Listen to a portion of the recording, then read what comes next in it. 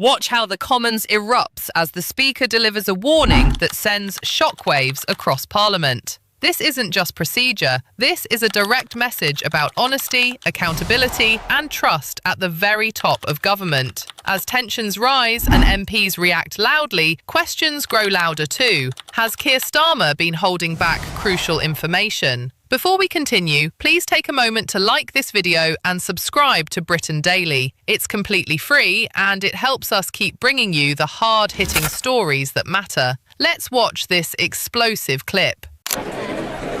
Order! Order. The House has directed the Speaker to make a statement at the beginning of each session about the duties and responsibility of honourable members. I begin by reminding members of their duty to observe the Code of Conduct and the Behaviour Code agreed by the House and to behave with civility and fairness in all their dealings. Unacceptable behaviour that doesn't meet the standard of these codes will be dealt with seriously, independently and with effective sanctions. The House asserts its privilege of freedom of speech. That privilege is enjoyed by members of Parliament only in their work in proceedings of this House. As private individuals, we are equal under the law with those who we represent. This privilege is there to ensure that our constituents can be represented without fear or favour. It is an obligation upon all of us to exercise that privilege responsibly. The Speaker does not have the power to police the accuracy of members' contributions. Unfortunately, it is incumbent on all members to be accurate in what they say in this House and to correct any mistakes as soon as possible. All members, including ministers, should take the responsibility in this House seriously. I remind ministers that the government's own ministerial code make clear that important policy announcements should be made in the first instance in this House when sitting, and some people seem to have short memories. Both front and back benches must also adhere to the courtesies of this House. That includes informing other members in advance of visits to their constituencies, except purely private purposes. I remind all members that it's important that they are able to raise matters with me, seek guidance from the clerks freely, and for that reason, any such conversations and correspondence should be treated as confidential. I want all members and everyone in the parliamentary community to be able to go about their work safely online, here in Westminster and in their constituencies.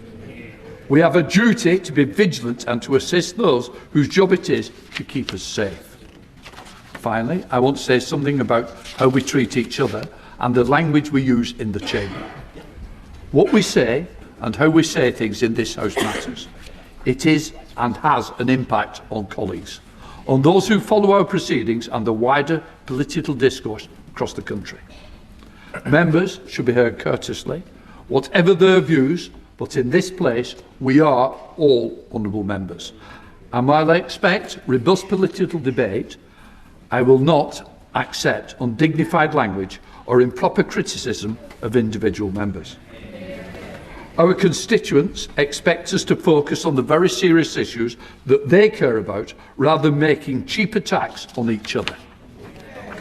If a member falls short of the standards expected of us all, there are ways of dealing with that, but not by accusations made as sideswipes during questions or debates. If we fail to treat each other with respect in debate, that diminishes our work and risks raising the temperature of discussions outside this place, particularly on social media, which already too often descend into abuse against members and others.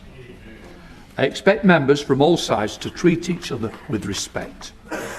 Before moving to the first business of the new session, I'd like to express my very best wishes to all honourable members and to all those who work for the House and work for members, for the continuing support they provide to us. I'm going to say, They are the unsung heroes. So thank you all for working with members and working in this House. I now call upon the Clerk of the House. Outlawries Bill. The echo is very good. I have to acquaint the House that this House has this day attended His Majesty in the House of Peers, and that His Majesty was pleased to make the most gracious speech from the throne to both Houses of Parliament, of which I have for greater accuracy obtained a copy. I shall direct that the terms of the speech be printed in the votes and proceedings. Copies are available within the vote office.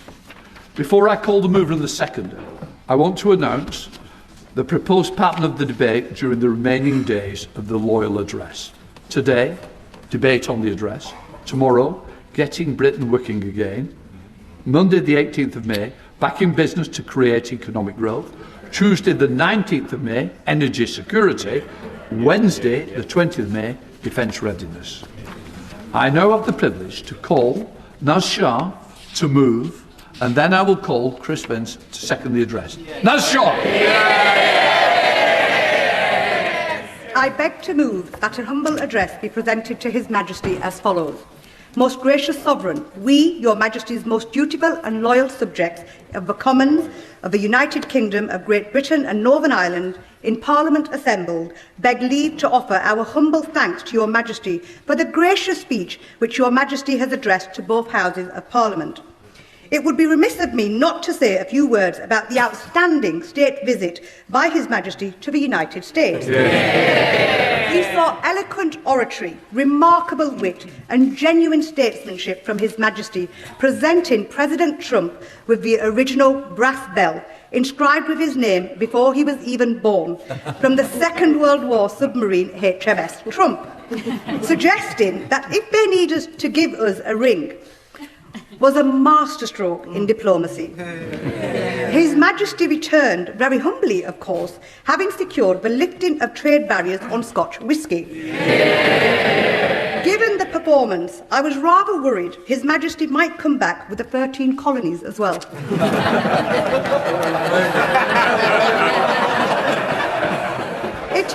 It is a huge honour for me and my constituents of Bradford West to move the Loyal Address. This is the second time my constituency of Bradford West has been honoured in this way.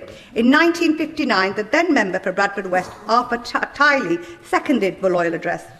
When the Chief Whip called me about today, my first reaction, like many across this House, when the Chief called is, uh-oh, what have I done? But then that uh-oh soon turned into, oh my days, no way, with the biggest smile. Thank you, Mr. Speaker. Last week, I asked the Secretary of State a very specific question about SEND funding and her statement, which she failed to answer. So I'm going to try again with the Minister today. The £4 billion announced last week to be paid over 3 years for SEND, which the Secretary of State described as new money, is actually from within the Department's existing spending review settlement, isn't it?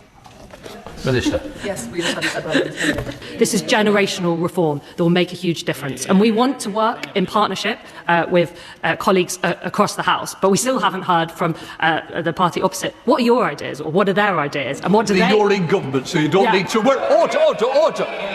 Order! Please, I'm trying to be helpful. All these members are trying to get in. It's a big day, there's a big statement coming. Please, when I stand, please. OK. Munira Wilson, Liberal Democrat spokesperson. Thank you very much, Mr. Speaker. What you've just witnessed may seem like a formal statement, but the reaction inside the chamber tells a completely different story. When the Speaker reminds MPs of their duty to be truthful and transparent, it carries serious weight, especially at a time when trust in politics is already fragile. The cheers, the tension, the atmosphere, it all points to something deeper brewing beneath the surface. For many watching, this isn't just about parliamentary rules. It's about whether those in power are being fully open with the public. And when that doubt starts to grow, it can shake confidence in the entire system. Moments like this remind us that accountability in Parliament isn't optional. It's essential.